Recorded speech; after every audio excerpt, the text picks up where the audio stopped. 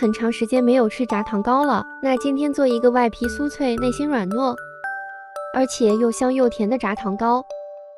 那我们一起来做吧。锅内加入300克清水、20克白糖，煮沸后用来烫面。倒入160克面粉内，一定要边倒边搅拌，把这个面团给烫熟。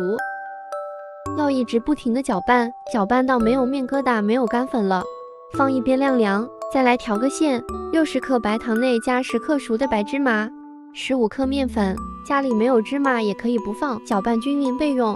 等面团不烫手了，戴上一个手套，倒上适量的食用油，均匀的涂抹一下，防止粘面团。再把面团稍微揉一会，揉到变得很细腻就可以了。切一小块面团，一个大概35克左右，给它团圆，用大拇指在上边戳一个洞，边转边给它弄成一个窝形，大概就是这个样子。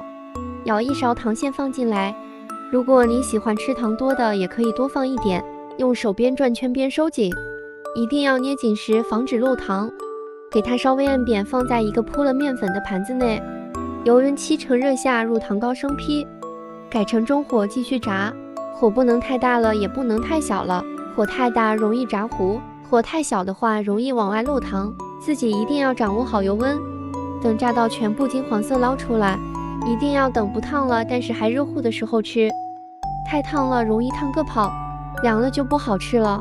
我们掰开看看，里边全是满满的糖馅，咬一口下去，皮是脆的，里边是软软糯糯的，特别甜，真的是好好吃呀。但是一定不要多吃哦，因为它热量真的很高，有时间你们也赶紧试试。